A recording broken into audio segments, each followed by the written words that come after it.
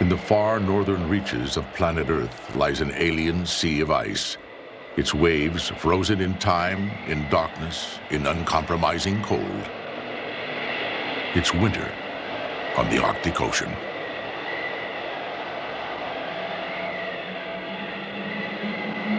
But a great power is returning to conquer this frozen sea.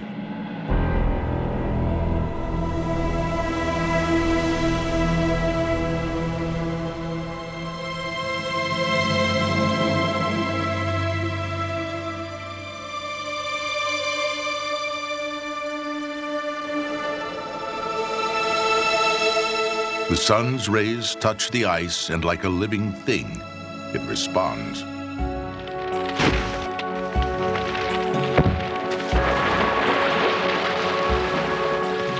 As the ice surrenders to the rising sun, it becomes a world in motion, full of danger and drama.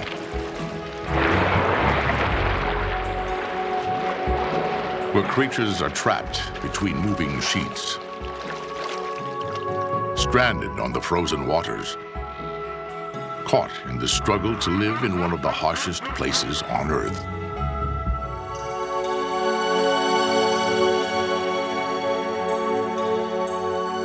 And where the ice meets the open sea, the sun awakens a world of strange and glorious life.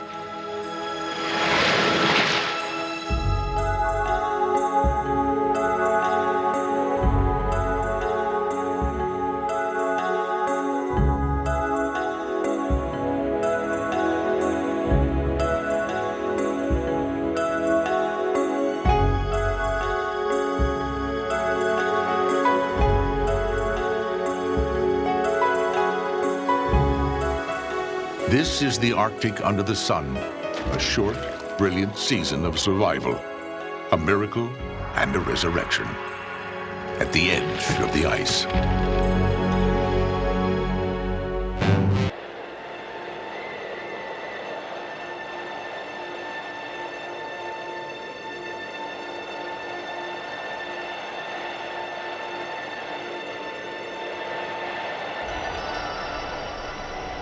After 3 months of winter's hard darkness, the first light of spring spreads a glow across the ice.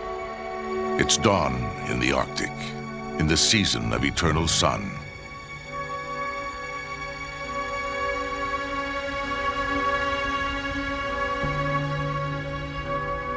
A lone predator stalks the ice in the early light.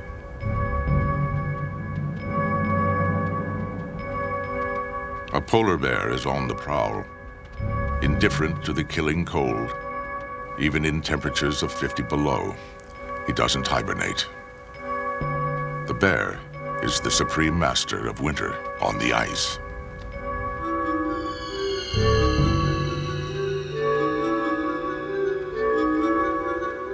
He can grow to 1,700 pounds of hunting power, but his life depends on one creature.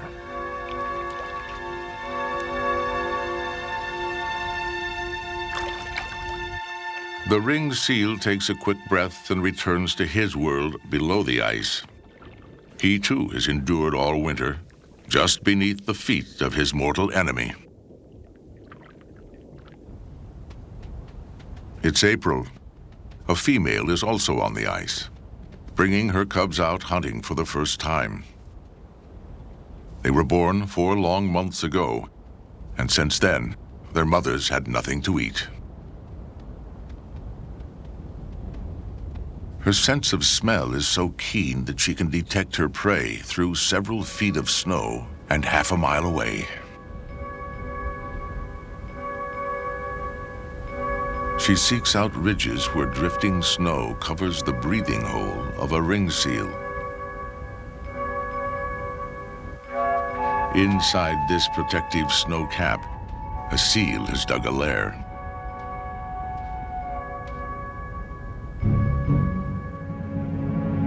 She catches his scent.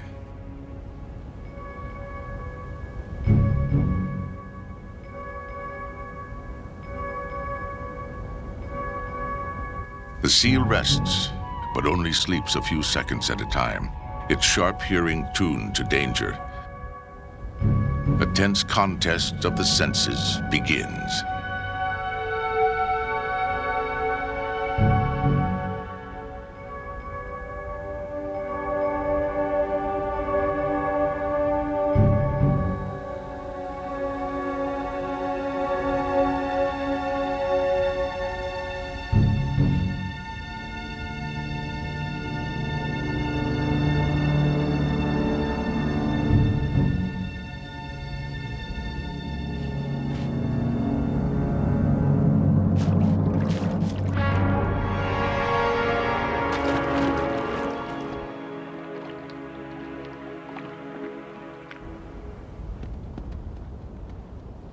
Even the top predator on the ice misses 19 times out of 20. And yet the mother bear will need to kill at least 2 seals a week to keep her cubs alive.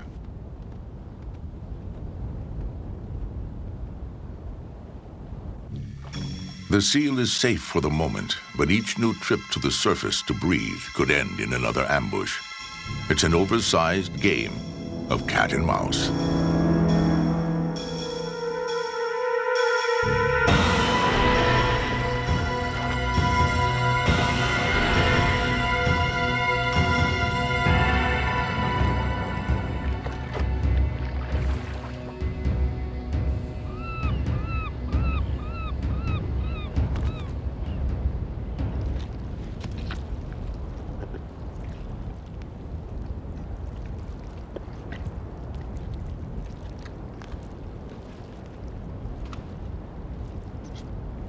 The bear eats mostly the blubber, licking bits of fat from the snow.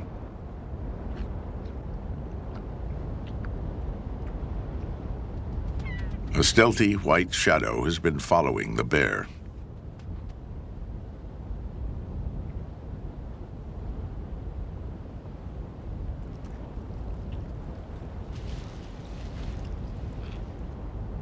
An Arctic fox. For days, he's been tracking the great hunter, crossing miles of ice in hopes of leftovers from a kill.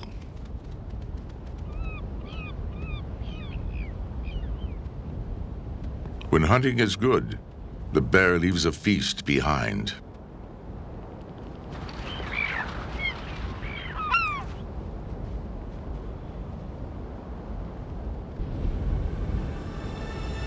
The sun now skims the horizon and will not set again for 4 months.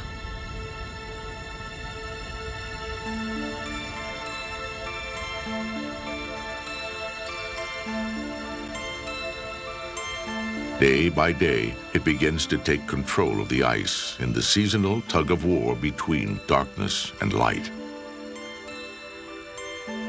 But for nearly half the year, the far north is angled away from the sun and sleeps in the dark shadow of winter.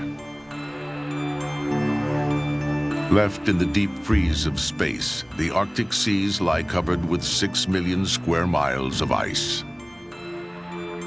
As the year progresses, the planet swings around the sun. Light returns to the top of the world. With 24-hour sunshine, the polar ice begins to retreat. By spring, the ice edge has receded to a tangle of islands in the high Canadian Arctic and to the entrance of Lancaster Sound.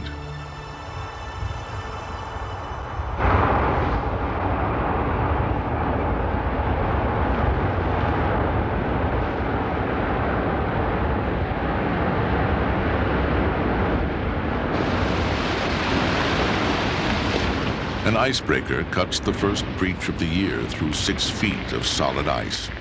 It brings goods to and from villages and mining outposts 500 miles north of the Arctic Circle. For the ship, the ice is an obstacle. For some, it is home.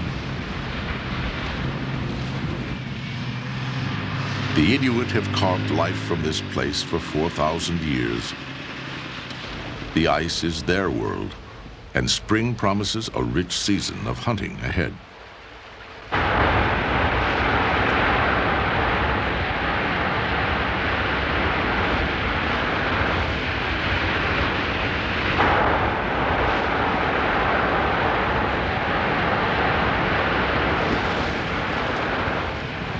The ice itself has been guarding a secret world.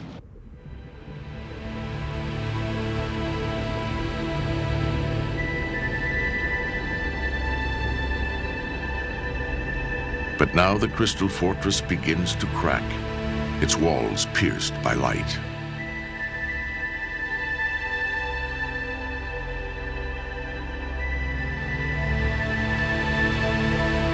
In the shallows 40 feet below, the sun reveals a garden of unexpected color. Golden sea anemones, bright orange starfish, and small crustaceans awaken from a winter trance.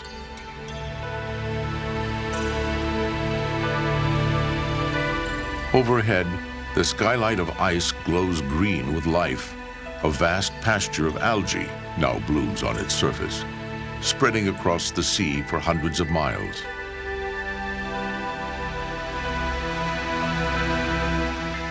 Countless young fish and shrimp-like creatures come here to graze.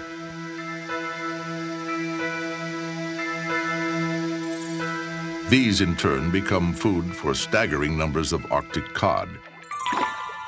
Protected by the shield of ice, some 500,000 tons of cod flourish in Lancaster Sound.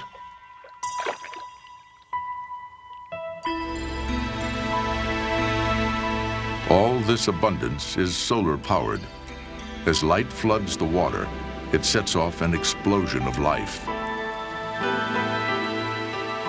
Great stores of food can now be reached where the ice meets open water. The waves, they're the Arctic version of a penguin.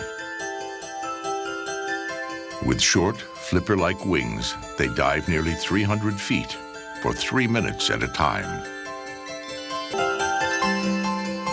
On the way back up, air trapped in their feathers expand.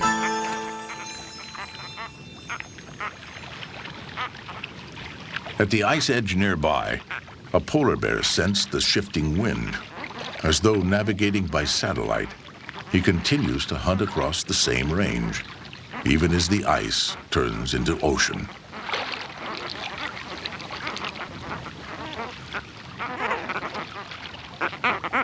He's not above taking a bird or two, but the Murs take no notice and prepare to leave, for they have an urgent appointment to keep.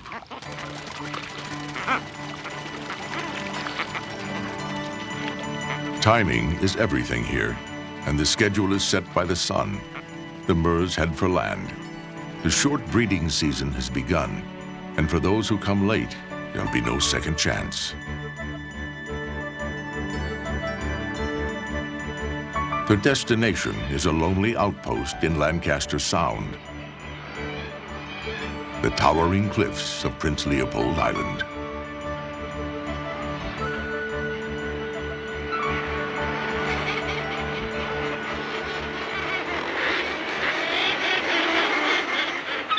500,000 seabirds crowd onto these rocky ledges, 1,000 feet above the sea. The Murs alone number almost 200,000. Vicious fighting breaks out as the Murs battle for the safest nest sites.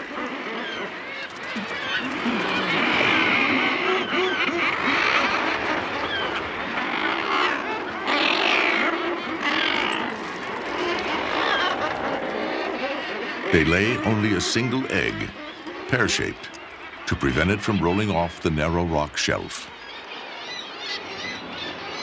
The stronger, more aggressive birds win sites midway down the cliff, leaving the weaker birds at the top, where they're most vulnerable. An Arctic fox has been stranded here as the ice retreated from the island. His white winter fur has been replaced by a sleek brown coat.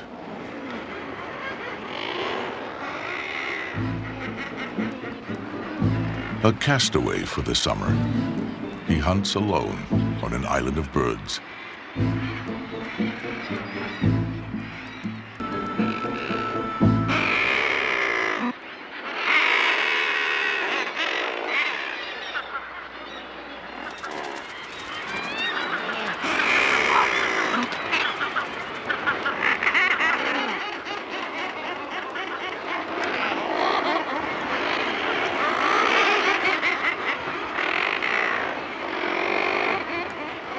Faced with a dangerous thief, the birds abandon their eggs.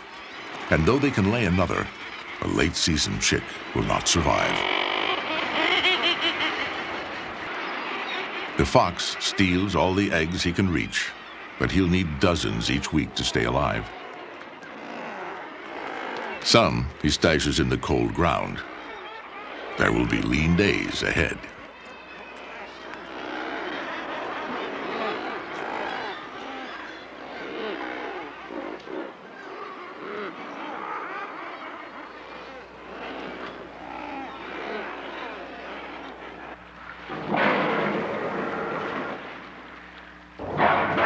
It's June. 100 miles from the island, a fleet of white whales has arrived at the ice edge. Belugas hunting for cod. The sea is suddenly alive with sound.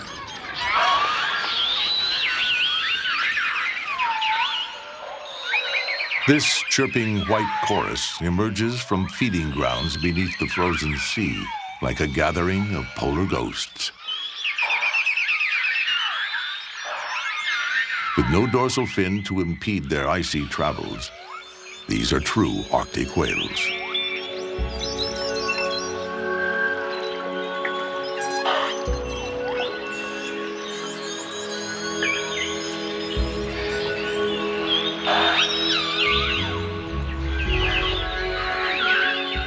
The beluga's rich symphony of sounds hints at the complexity of their lives. Their sonar may be the most sophisticated of any whale. Navigating under miles of ice, they bounce clicks off shifting flows, using a kind of sound imaging to master their world. Their melodies pulse from their rounded foreheads, the frequencies fine-tuned like a focused beam of light piercing the blue depths.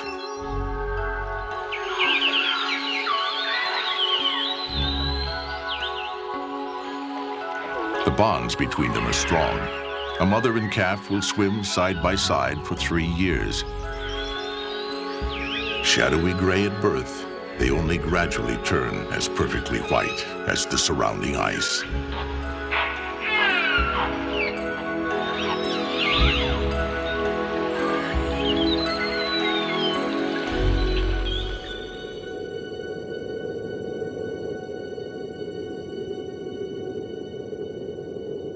The sun is riding high now.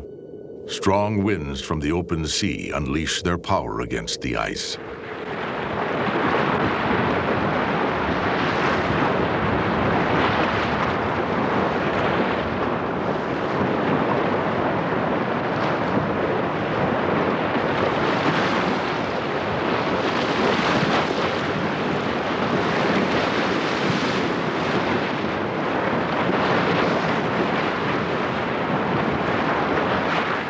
Beaten by wind and wave, weakened by sun and current, the ice fractures and begins to split apart. Immense cracks open behind the leading edge of the ice. These leads extend for miles, opening up new feeding areas and hunting grounds.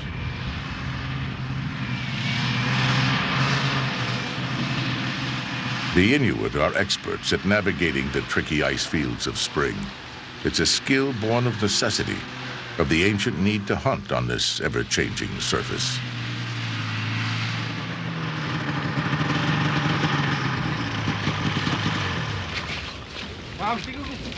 Olayoke knows how to read the ice. Still, men and machines are sometimes lost.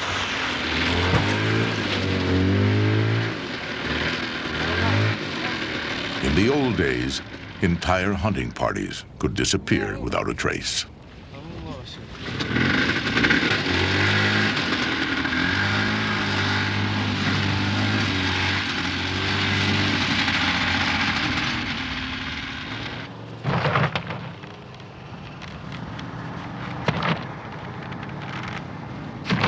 They are now 60 miles from home.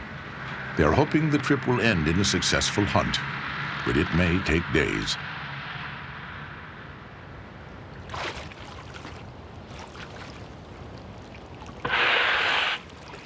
Not far away, one of the most aggressive animals in the Arctic falls out to rest. Adult walruses, heavily armored with tusks and skin that is 1 inch thick. Their skulls are massive and backed by a body weighing 1 ton. They can bash through 9 inches of ice. Out of the water, their only enemies are polar bears and human hunters.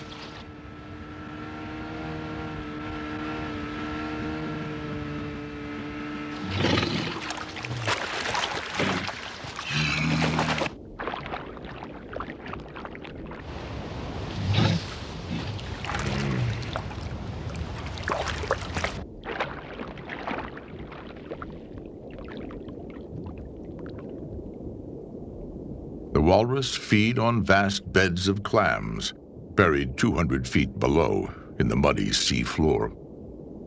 Each one can eat thousands of clams in a single meal.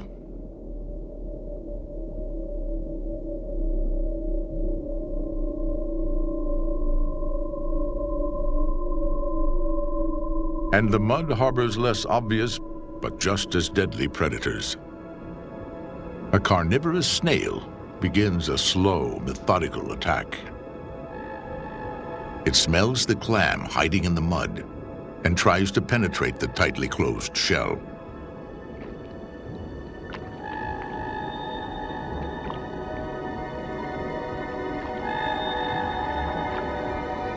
But the clam can defend itself with a strong kick from its single foot.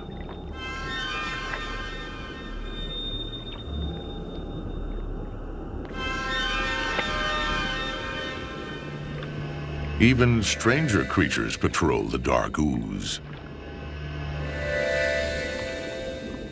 They thrive in the near-freezing waters of the Arctic, feeding on the remains of the dead and on each other.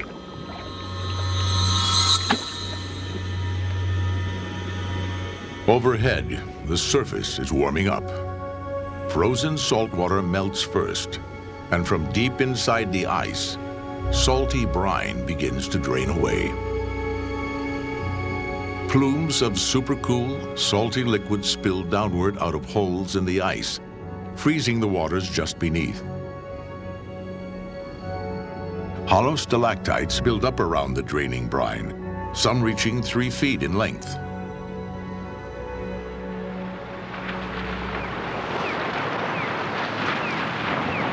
The waves continue to hammer at the ice, and the edge gives way under the relentless assault.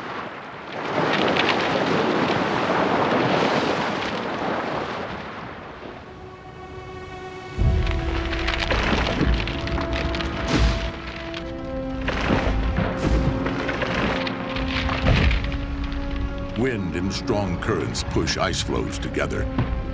Massive blocks pile up and over each other, building miniature mountain ranges.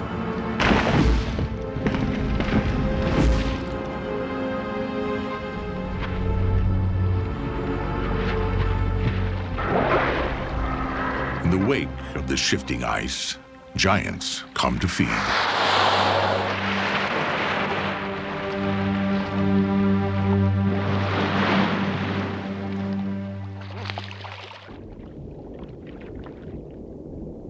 The bowhead whale is named for its great curving jaw, a favorite target of whalers. It has never recovered from 2 centuries of slaughter. Numbering only in the hundreds, bowheads in the eastern Arctic make their last stand.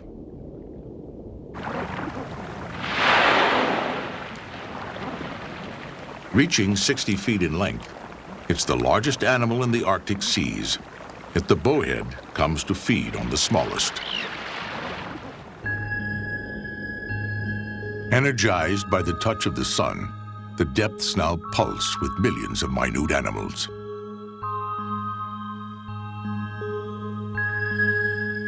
They seem electrified. Their transparent bodies glimmer with iridescent light.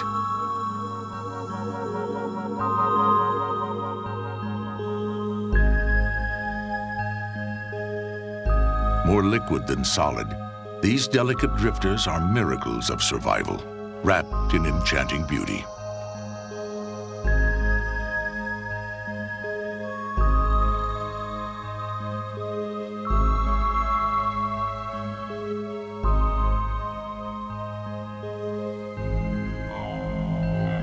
But to live here, they must also kill.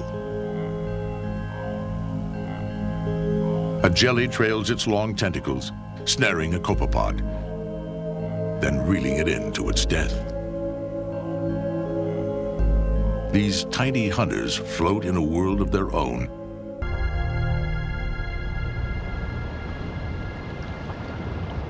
The sun is winning control of the ice, and the surface pools with meltwater. Temperatures now reach a balmy 40 degrees. Dripping water measures the fleeting season, the sound of summer ticking away.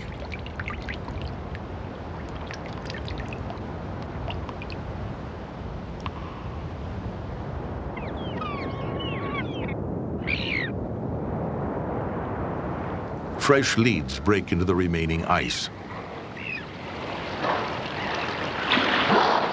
The Arctic's most intriguing creature moves in from the sea. The narwhal, with its ivory tusk, a living tooth up to 10 feet long.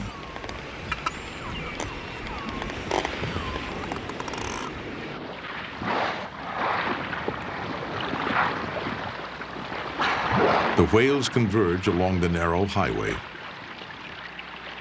This is what Olayuk has been looking for. Hunting is at the heart of the Inuit culture, a way of life and skill still passed down from father to son. It's a proud link to the past and the only way to live off the land in the Arctic.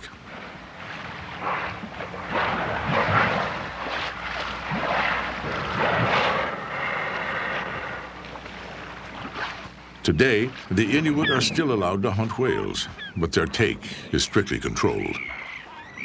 Yet Olayuk remembers the not-so-distant days when hunting meant the difference between life and death.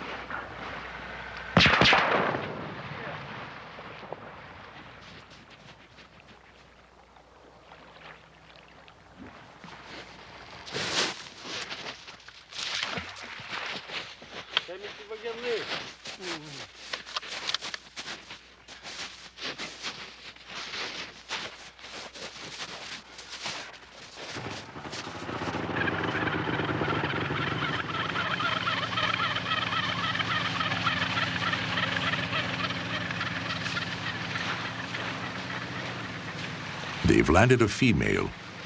Only males have a tusk.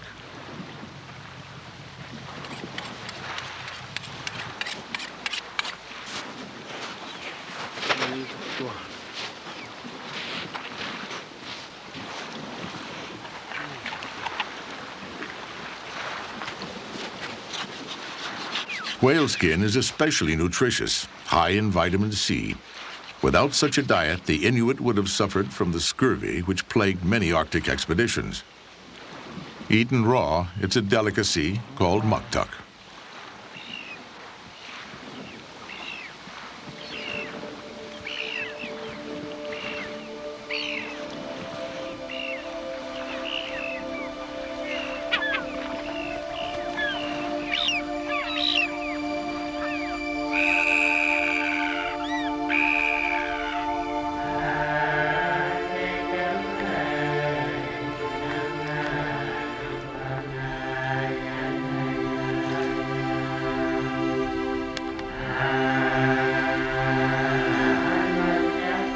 In the still twilight of midnight, the narwhals joust, a slow...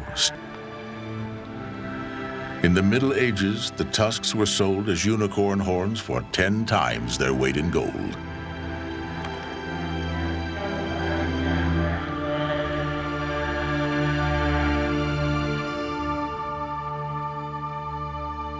The sea ice is flooded now. Although beneath the water, the ice is still several feet thick.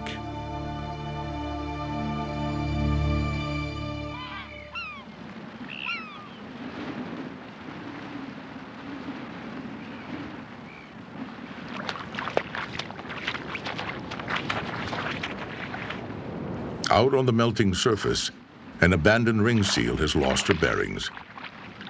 She has wandered away from her breathing hole and cannot find her way back.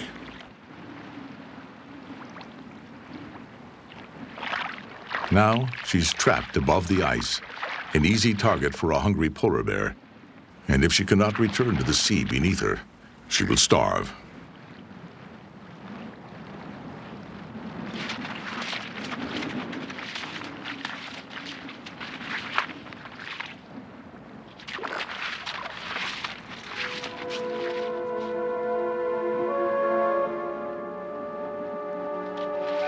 The young seal is now exhausted, but luck finally leads her to a hole in the ice.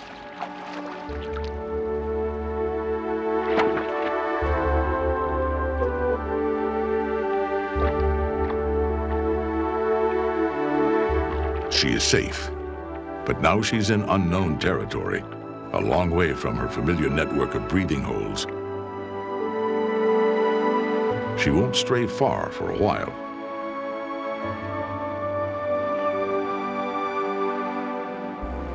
All around her, the ice is changing.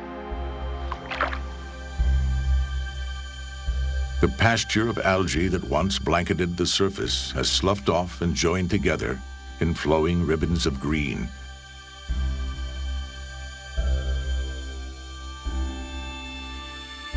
Long tendrils reach out to absorb light and nutrients from the passing currents.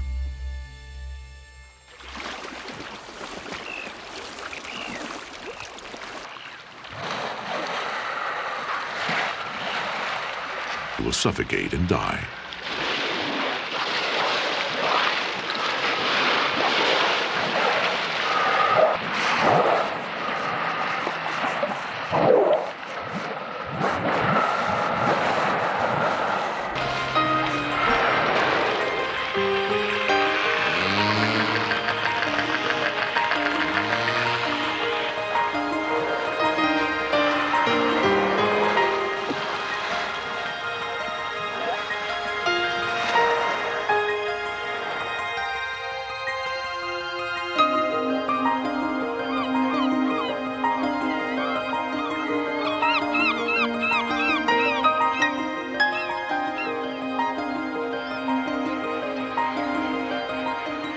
High off the cliffs of Prince Leopold Island, fulmars and kittiwakes ride the wild winds.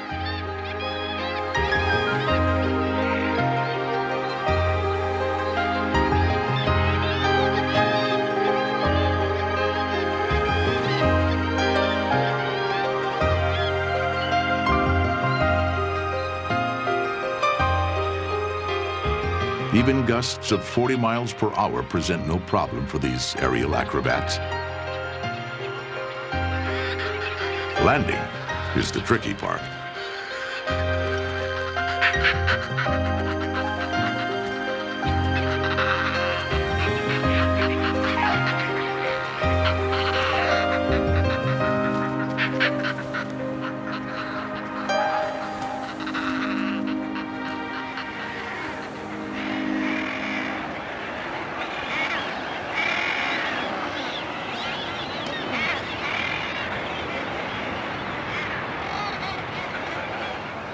There's new life in the Mer colony. The adult birds are busy flying back and forth to the sea, returning with cod for their young. The chick will need to triple its weight over the next 3 weeks and feeds round the clock in the constant daylight.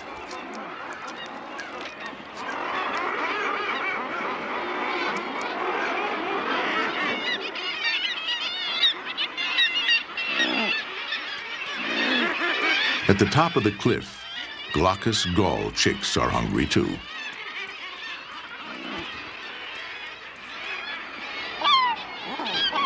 But gulls don't limit their diet to fish. This one goes hunting closer to home, looking for an unprotected chick.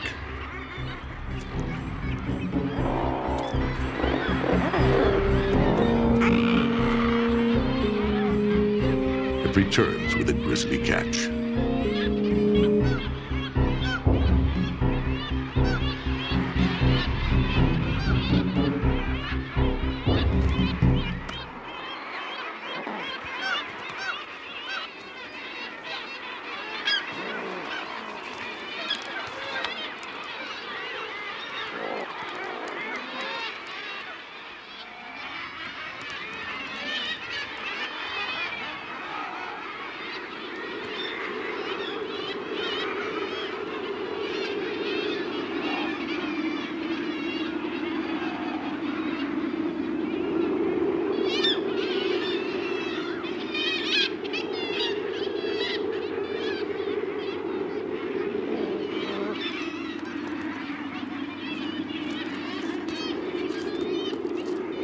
For the fox, these are hungry times. Egg-laying is over and the chicks have hatched out of his reach. He has only his store of buried eggs to see him through.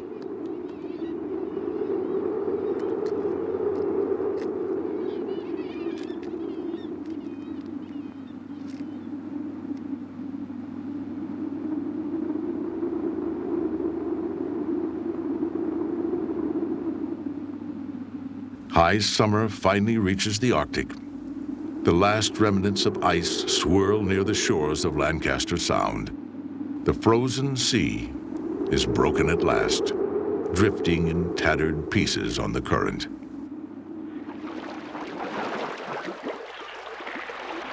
Moving inshore are the gleaming white shapes of belugas.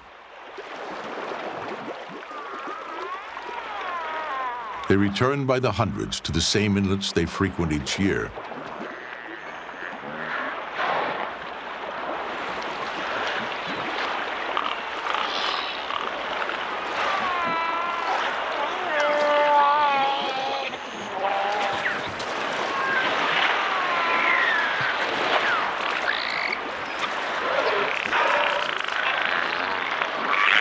Their smooth, white skin has turned yellow and wrinkled.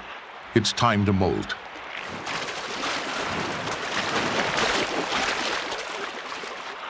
On the rocky bottom of the shallows, the whales scrape off their old, weathered skin with a rejuvenating rub.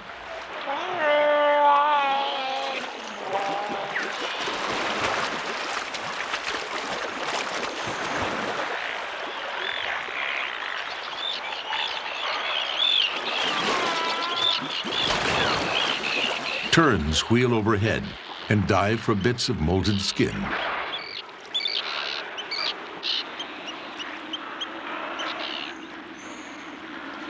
As the tide turns, the whales retreat into deeper water.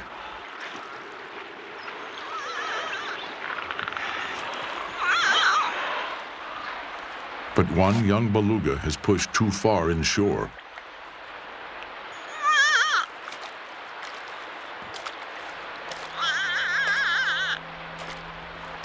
The benevolent sun now becomes his greatest enemy. He could easily sunburn, and out of the cold water, he could overheat.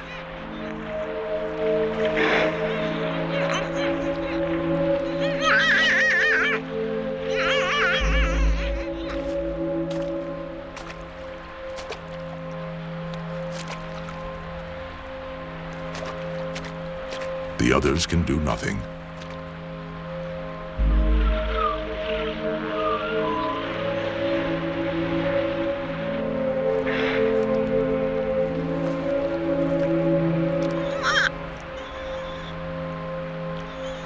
The rocks have cut his sensitive skin.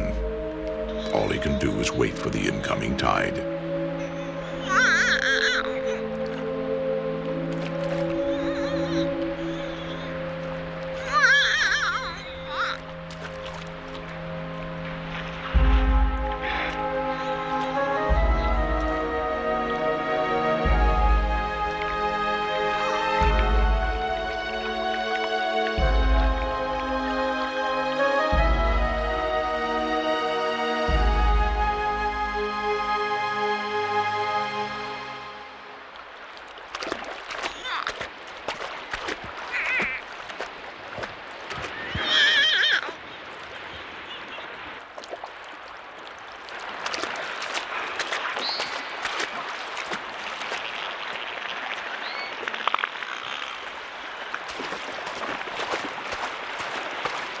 With one last surge, the young beluga recovers his freedom.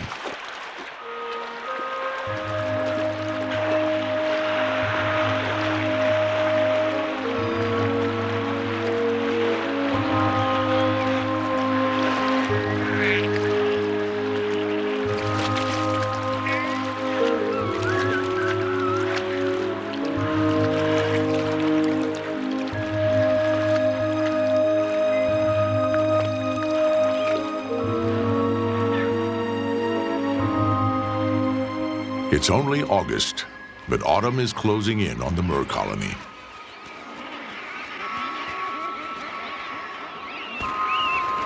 The chicks are just 3 weeks old, still unable to fly. Yet the time has come to leave the island. Escorted by its father, the chick makes its way through a gauntlet of hostile adults still defending their ledges.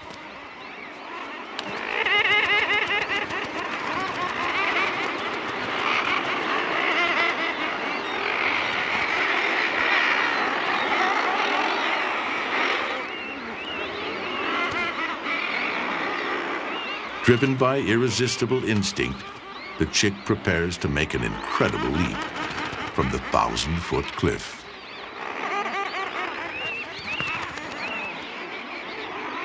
With his father close behind, he plummets to the waters below.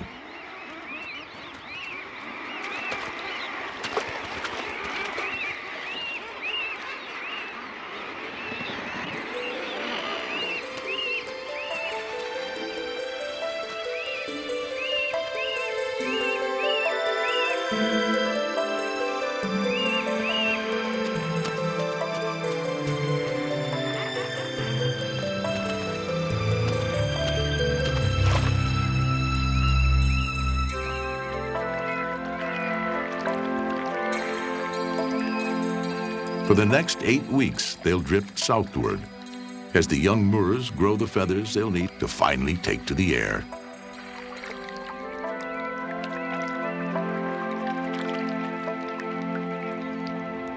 The fox is left alone.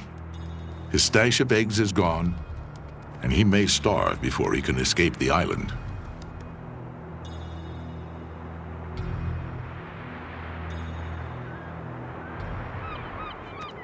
The moon now looks down on Lancaster Sound, the cold, pale face of the coming winter.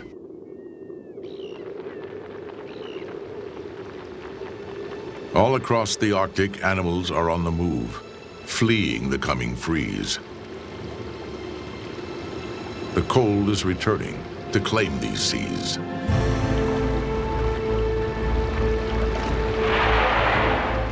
The great bowheads depart as their food supply begins to dwindle in the fading light.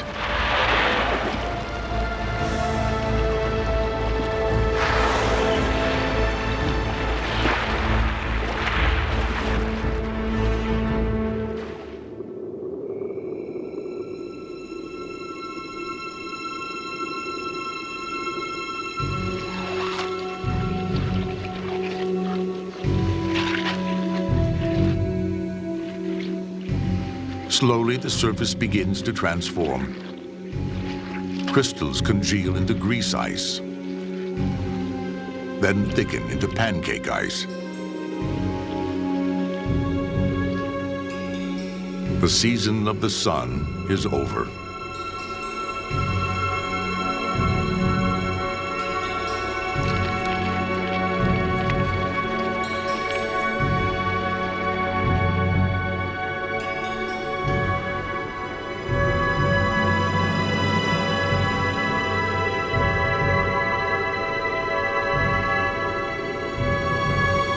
Soon, winter and the white bear will stalk the ice once more.